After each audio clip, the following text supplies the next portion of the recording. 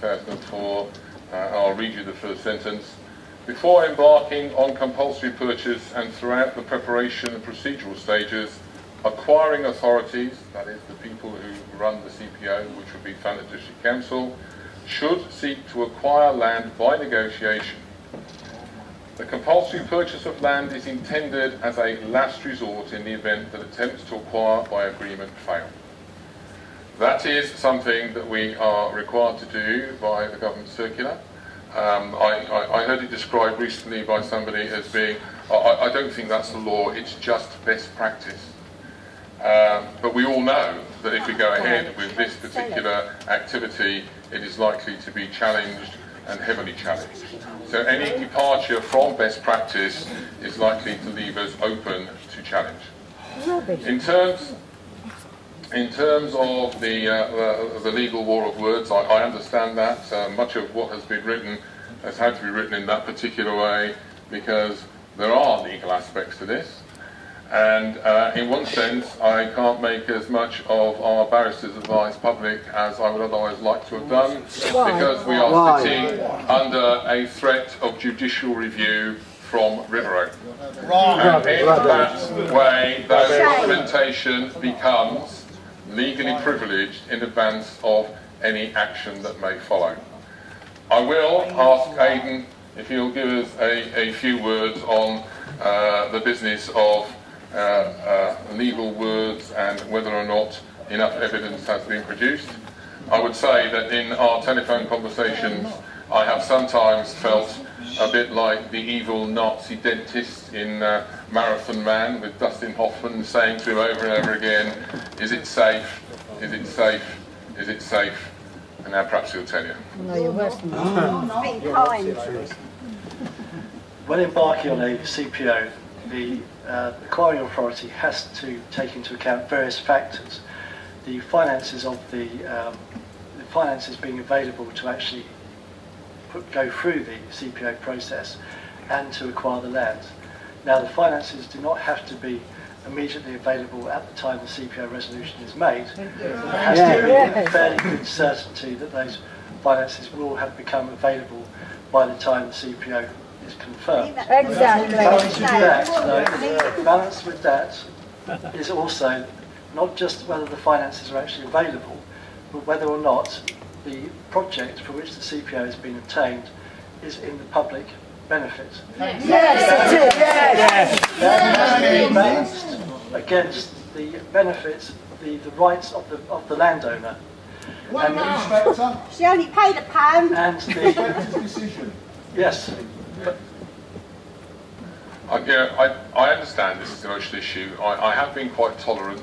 Could you please just listen to what is being said, because that's the best way we're going to get through this and ensure that you've heard everything you need to hear. Thank you. So the financial viability is one part of the process, and the other parts are establishing the public benefit test. The public benefit test, in respect of a planning compulsory purchase order, which this is what it is establishing the economic, social and environmental well-being of the developments. And that has to be balanced, and we're trying to, that argument has been set. It has to be balanced, as I say, against the arguments that would be made by the existing owner of the property. The more stringent the chance of challenge, the more stringent the test for the acquiring authority is before embarking on that CPO. Thank you. Councillor Taylor-Smith, please. Thank you very much, Mr. Chairman. I would just like to say, probably on behalf of everybody in this room, how helpful it has been for you as leader to actually run through some of the process and the background information, because this is one of the problems we have felt in the dark about all of this.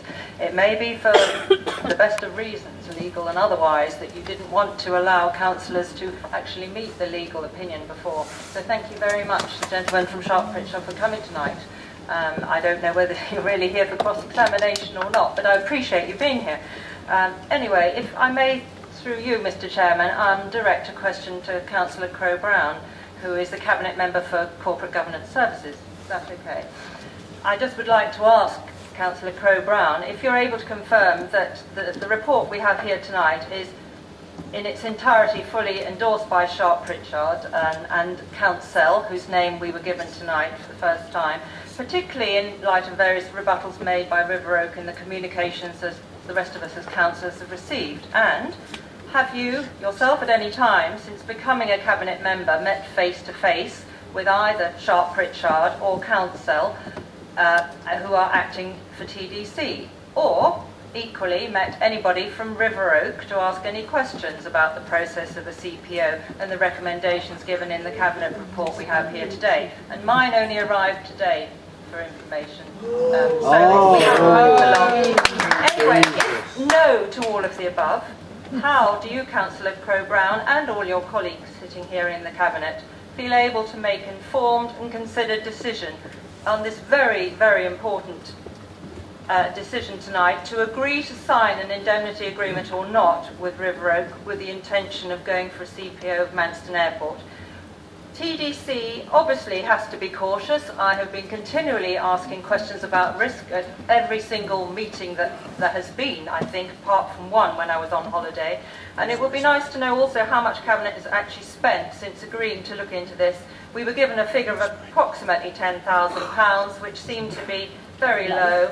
But in this instance, it's so important that TDC has dependable and watertight legal advice, particularly given any future actions that may or may not happen. Thank you. Given the part your question is for Sharp Pritchard, I'll direct it to Sharp Pritchard first. No, I just O'Brien. Thank you. I can confirm that I saw the contents of this report, and I can also confirm that the contents of this report have been seen and passed by Guy Williams at Landmark Chambers as well. Is it signed? Is it indemnified? That wasn't the question. Okay, Derek, do you want to add anything? Yes, I can confirm I've had no dealings with Sharp Pritchard or RiverOak. Oh, shame! So how can you... But I wish to reiterate that I'm firmly behind Manston Airport, having both been based in the area, and that was my election pledge. Plus, I'm sure my views represent a large majority of the councillors here. To my sorrow, since the current owners bought the site, I've seen the sad demise of TG Aviation, and a close friend of mine who runs the Manston History Museum. He doesn't know whether he's coming or going, what the current owners are going to do. So before my election to this council, I was one of those people outside. So There's 200 out there tonight. yeah, I'm fully hoping that we'll find a resolution.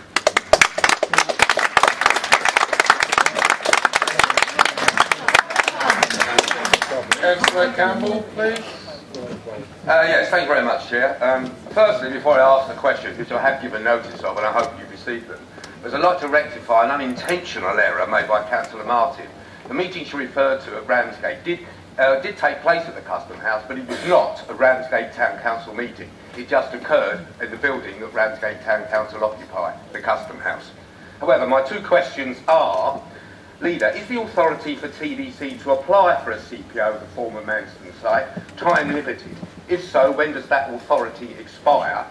The second question is, are you to authorise an active search for an alternative indemnity partner should your Cabinet determine RiverOak do not satisfy the necessary due diligence tests? If you are you to time limit this search period? Thank you, Councillor Campbell. I'll pass the first question over to the legal officer, Mr. Harris. Thank you, Leader. In terms of the decisions about CPO, the Council has never made a decision to do a CPO on the Manston site, and therefore the issue about time limiting doesn't apply. So we're always open if necessary to do a CPO. We haven't made that decision yet.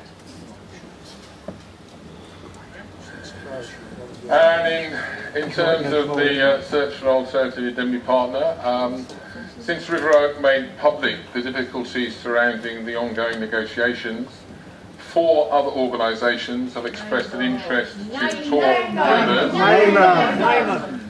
I have taken the view that it would be only right to conclude whatever negotiation is happening with RiverOak before considering engaging directly with these other organisations and assessing their merit. Still need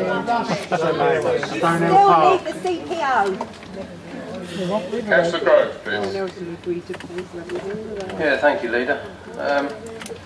As a ward councillor which Manston comes into, as you well know, I haven't actually got a question, but more of a comment to make, or maybe ask a big favour, I don't know which way you want to put it.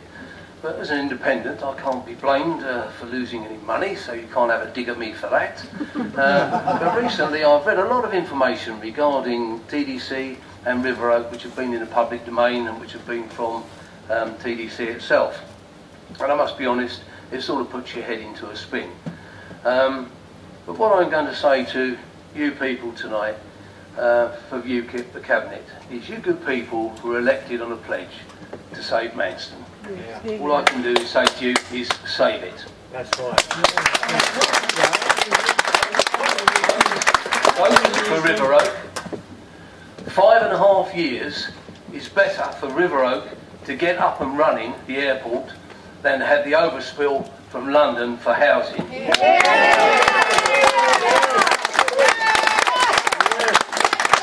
You, ladies and gentlemen, good people of the Cabinet, you have in your power to destroy Thanet. You also have in your power to resurrect Thanet. Yes.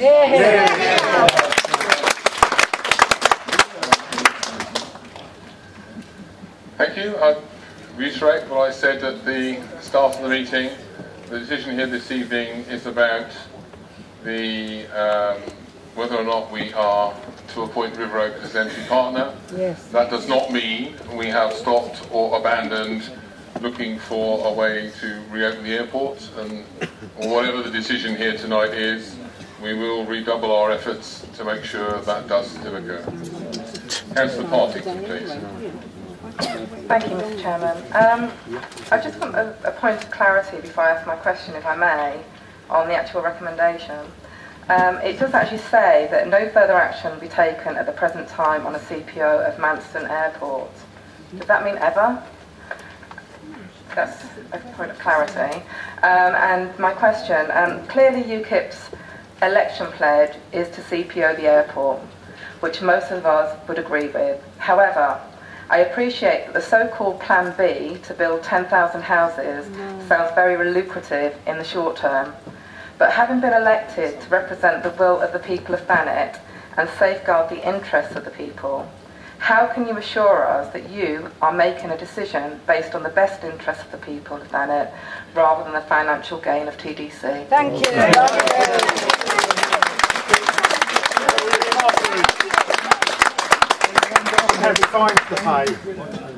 For clarity, at this moment in time means at this moment in time. And indeed, we argued long and hard about whether or not the recommendation tonight should leave a door open still for RiverOak or anyone else to come forward with the right characteristics to make a bid for the airport alongside us. And that is why it says at this moment in time. It does not say forever or never or whatever, and I reiterate, it is our intention to look for an alternative should the decision go against RiverOak tonight. Shane. Councillor Ashley, please. Thank you, Chair. The other question. What about the other questions? I thought